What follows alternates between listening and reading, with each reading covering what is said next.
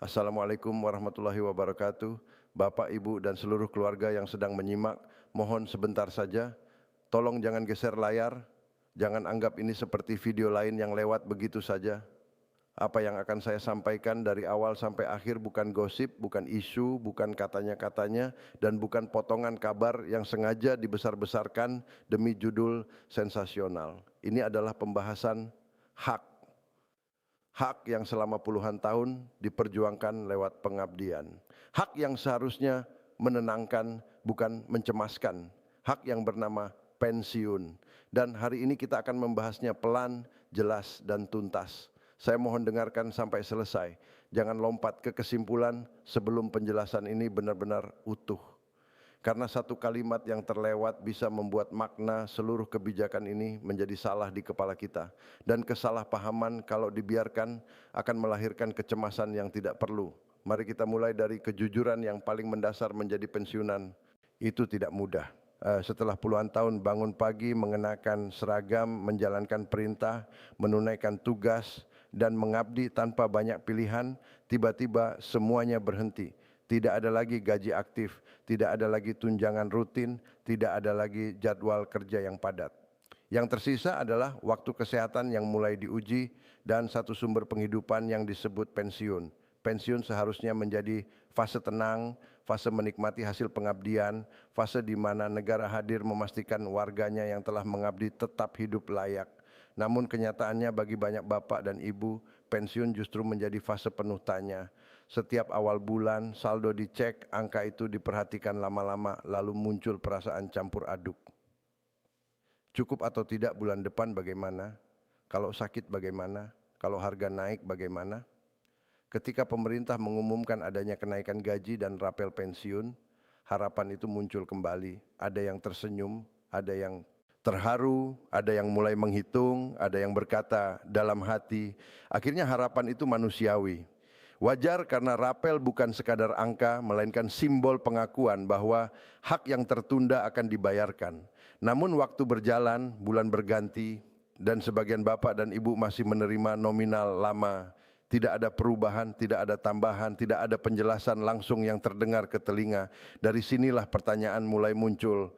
Rapelnya kapan cair? Ini benar atau cuma wacana? Jangan-jangan hanya janji. Di titik inilah saya minta kita berhenti sejenak, tarik napas, kita luruskan bersama. Pemerintah Republik Indonesia menegaskan bahwa dana rapel pensiun bukan rencana, bukan akan dibahas, dan bukan isu.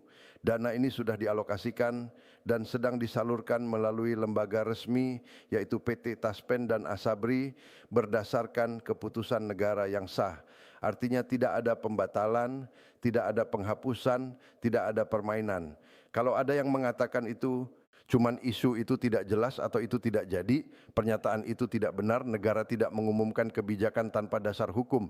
Yang terjadi bukan pembatalan melainkan proses. Dan disinilah banyak kesalahpahaman terjadi. Banyak yang bertanya, kalau sudah resmi kenapa belum cair semua?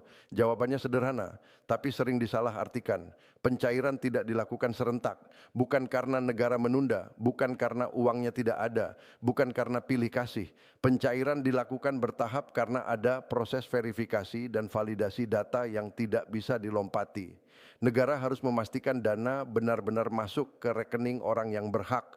Negara tidak mau salah transfer, tidak mau dana jatuh ke tangan yang keliru, tidak mau muncul masalah hukum di kemudian hari. Dan yang paling penting, negara tidak mau ada satu hak pensiunan yang hilang karena kesalahan administrasi. Ingat baik-baik ini, rapel adalah hak, bukan sedekah, bukan bantuan sosial, bukan bonus. Rapel adalah selisih antara gaji lama dan gaji baru yang seharusnya sudah diterima sejak kebijakan berlaku. Karena itu, negara juga tegas rapel tidak boleh dipotong, tidak boleh dialihkan, dan tidak boleh ditahan tanpa alasan administrasi yang sah. Siapa saja yang berhak menerima rapel, pensiunan ASN, pensiunan TNI dan Polri, janda atau duda, pensiunan ahli warisah sesuai ketentuan. Tidak perlu daftar ulang, tidak perlu bolak-balik kantor, tidak perlu membayar apapun, dana akan masuk otomatis ke rekening terdaftar. Kalau ada yang bertanya, kenapa nominal saya berbeda dengan tetangga?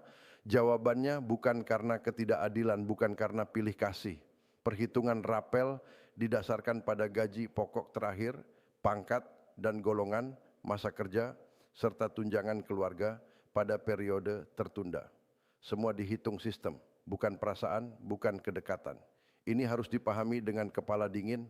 Setiap pensiunan memiliki riwayat kepangkatan yang berbeda, memiliki masa kerja yang berbeda, memiliki tunjangan yang berbeda. Maka wajar jika hasil perhitungan rapel juga berbeda. Ini bukan soal siapa yang lebih dicintai negara. Ini soal siapa yang secara administratif memang berhak menerima berapa. Sekarang kita masuk ke bagian yang sering membuat banyak pensiunan merasa dipersulit, yaitu autentikasi dan verifikasi. Banyak yang berkata, kenapa harus diverifikasi lagi? Datanya sudah ada dari dulu. Kenapa harus repot lagi Bapak Ibu? Ini bukan mempersulit. Ini perlindungan hak. Autentikasi memastikan penerima masih hidup, rekening masih aktif, dan data identitas sesuai. Kalau salah satu bermasalah, dana ditahan sementara, bukan dibatalkan, bukan dihilangkan, ditahan sampai data diperbaiki. Disinilah peran keluarga sangat penting. Anak dan cucu mendampingi, bukan mengambil alih. Mendampingi memastikan proses berjalan benar, bukan menguasai dana, bukan memanfaatkan situasi. Dan di titik ini saya harus menyampaikan peringatan tegas, hati-hati penipuan. Taspen Asabri dan bank tidak pernah meminta PIN, tidak pernah meminta OTP, dan tidak pernah mengirim tautan lewat WhatsApp. Kalau ada yang mengaku petugas lalu meminta data pribadi, itu penipuan. Kalau ada yang meminta bagian agar cair cepat, itu penipuan. Kalau ada yang menelepon mengatasnamakan lembaga resmi, lalu meminta transfer sejumlah uang untuk biaya administrasi, itu penipuan. Jangan pernah memberikan informasi sensitif kepada siapapun lewat telepon atau pesan. Semua proses pencairan rapel berjalan otomatis tanpa biaya tambahan. Tidak ada pungutan, tidak ada setoran, tidak ada komisi. Nah, modus penipuan semakin canggih. Ada yang menggunakan logo resmi, ada yang memakai bahasa formal, ada yang bahkan tahu nama lengkap dan nomor pensiunan. Tapi ingat, lembaga resmi tidak pernah meminta konfirmasi data sensitif lewat cara yang tidak resmi. Kalau ragu, datangi langsung kantor Taspen atau Asabri terdekat. Jangan percaya begitu saja pada pesan atau telepon yang tiba-tiba. Karena sekali data bocor, sekali PIN atau OTP diberikan, uang bisa lenyap dalam hitungan detik dan proses mengembalikannya jauh lebih rumit daripada mencegahnya.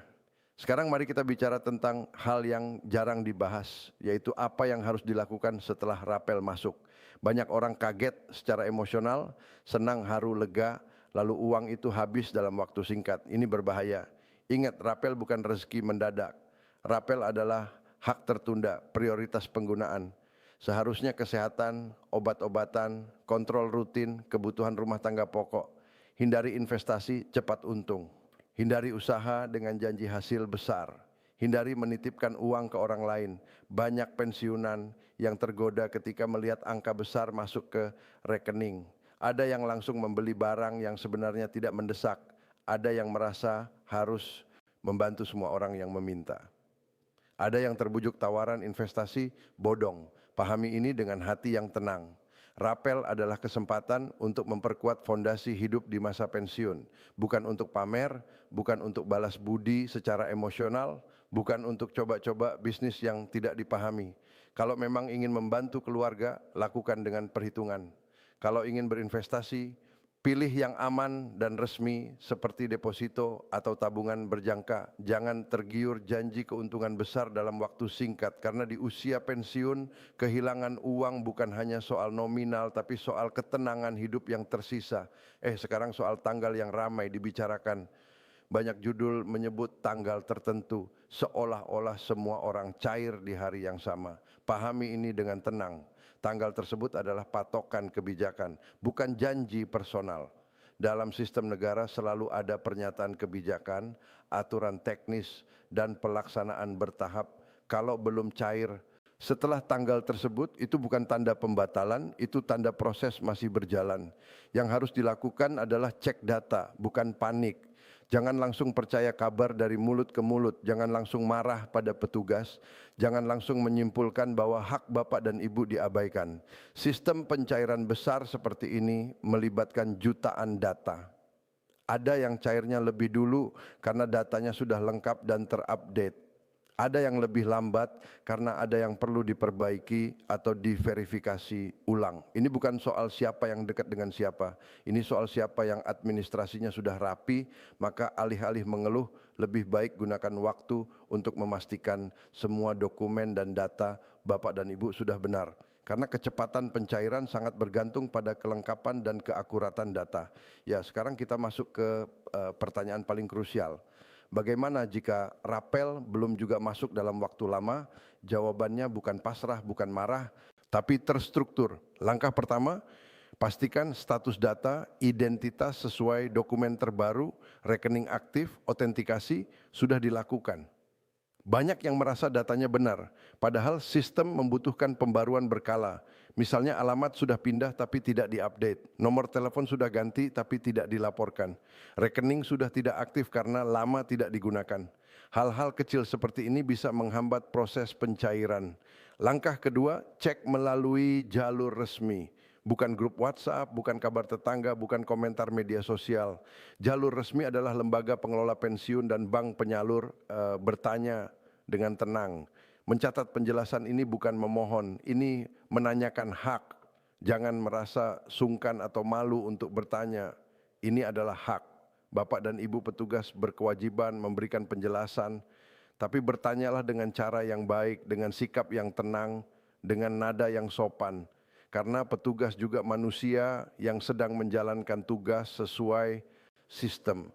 Langkah ketiga, bersabar dengan batas yang jelas. Bersabar bukan berarti diam selamanya. Bersabar berarti memberi waktu proses berjalan sesuai mekanisme. Marah tidak mempercepat sistem, panik tidak memperbaiki data, hoa tidak membuka rekening. Tapi kalau sudah melewati waktu yang wajar dan sudah bertanya berkali-kali tanpa penjelasan yang jelas, maka Bapak dan Ibu berhak untuk menempuh jalur pengaduan resmi.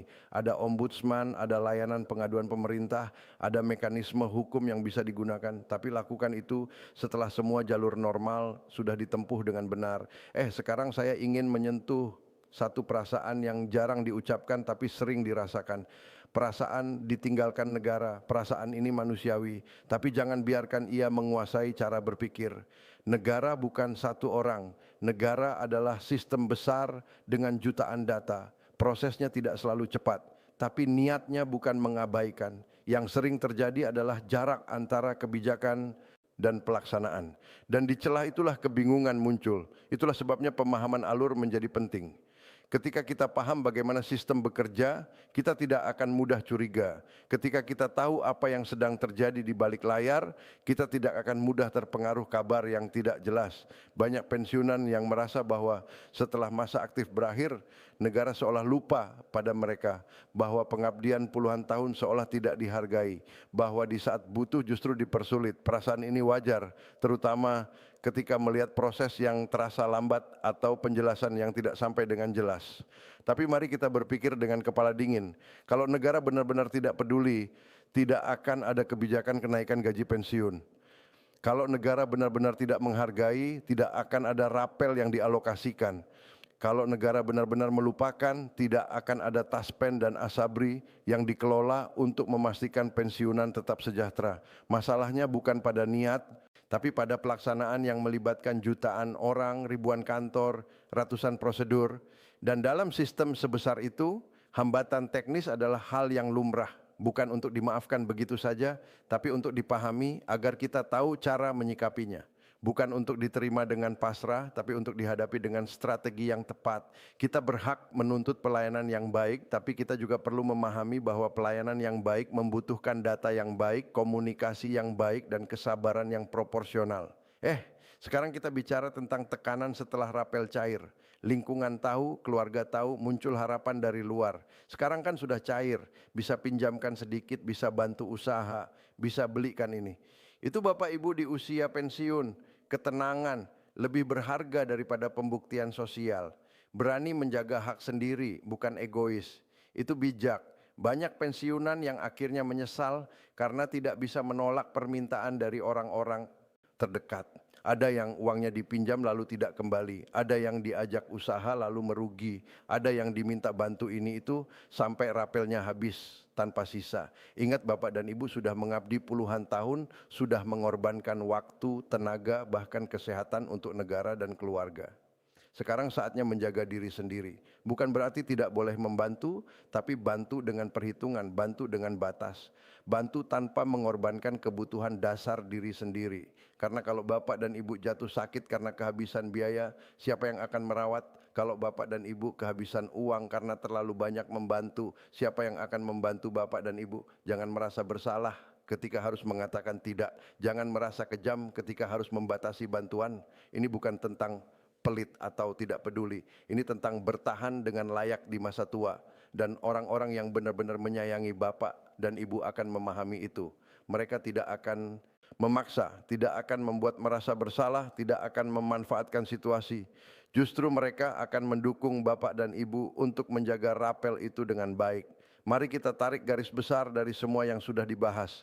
Rapel pensiun adalah hak resmi. Pencairan dilakukan bertahap. Keterlambatan bukan pembatalan. Data dan autentikasi adalah kunci. Penipuan adalah ancaman nyata. Pengelolaan rapel menentukan dampaknya. Ini adalah inti dari semua penjelasan panjang lebar yang sudah kita lalui bersama. Puluhan tahun Bapak dan Ibu mengabdi, menjalankan tugas tanpa banyak bertanya, menepati kewajiban. Hari ini negara sedang menepati kewajibannya dengan caranya sendiri.